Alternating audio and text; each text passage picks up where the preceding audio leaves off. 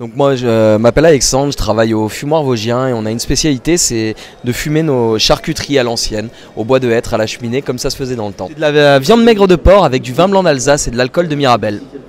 Donc ce qui est plutôt très sympa, c'est qu'on va pouvoir la manger toute fine à l'apéro, comme une petite chips, hein, ou alors on peut la manger tranchée un peu plus épaisse à la poêle avec des petites patates sautées notamment, et c'est un vrai petit régal. C'est la spécialité de mon village, du coup ça s'appelle le gandoyo.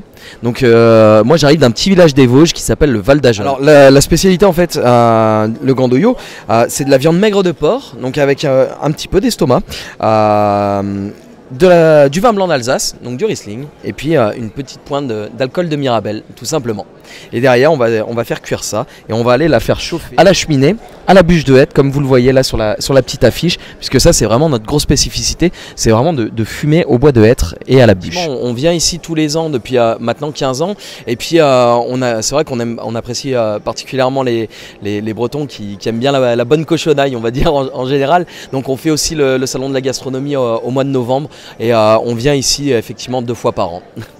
Sur le domaine donc Martin Luneau, qui est sur la commune de Gorges, à côté de Clisson, plus précisément dans le petit hameau Le Magasin.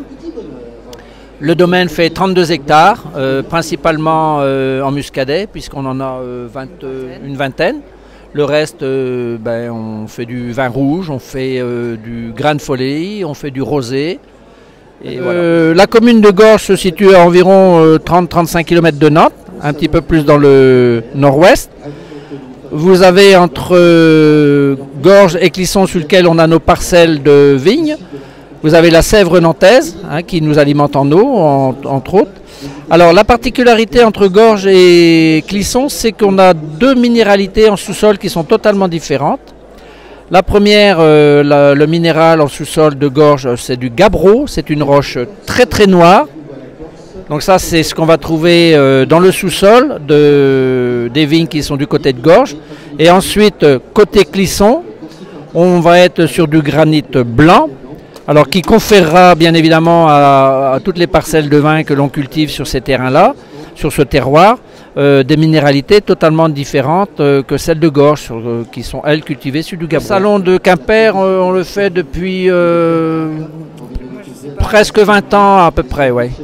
Et sinon, on fait celui de Brest aussi en fin d'année, c'est toujours le même stand. Ici, on est en B13 quand on est à Quimper, et puis pour ceux qui voudraient nous suivre sur Brest, à Brest, on sera au stand B10. Voilà, et celui de Brest, c'est toujours autour du 11 novembre. 2 jours avant, 2 jours après. En général, c'est un salon entre 4 et 5 jours, avec un nocturne le jour de l'ouverture. Voilà.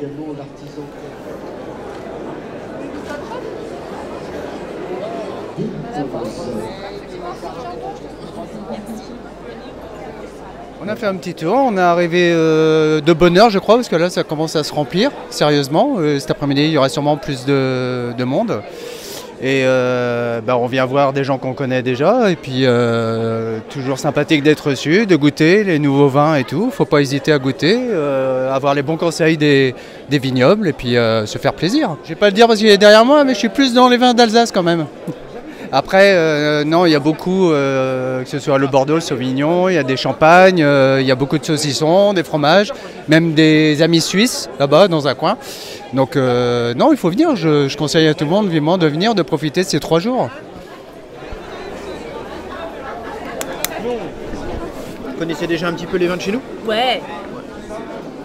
Merci Il y a une redéco. Merci. Faut leur mettre assez quand même. Ça, voilà,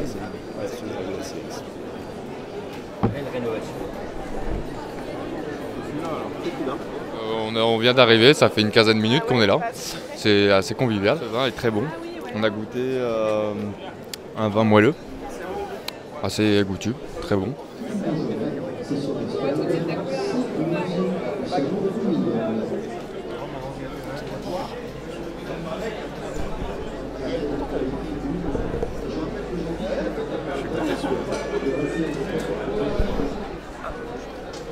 Deux petits morceaux de cannelé. Merci. On vous ramène le chien. Un cornet de jambon et un cornet de saucisson. Oui, ça fait à peu près 1 heure que nous sommes arrivés. Nous avons eu l'occasion de déguster quelques bons petits petit vin de pays et qui représente un petit peu la France. Oui. Alors c'est plus le stand gastronomie, enfin gastronomie ou restauration, où on retrouve les pâtes mélangées directement dans le fromage. Et j'ai trouvé ça très, très intéressant. Du coup, moi c'est Quentin Ledref, j'ai créé Titenzor, c'est une société d'événementiel dans les animations, dans le jeu, et pour les entreprises en fait, les événements d'entreprise notamment. Et après je fais aussi des jeux pour les particuliers, des dates ouvertes au public pour certains concepts. Voilà. Et le concept de l'escape game apéro, où je suis revendeur du concept, il y en a partout en France. Et le but c'est de libérer l'apéro qui est enfermé dans une glacière.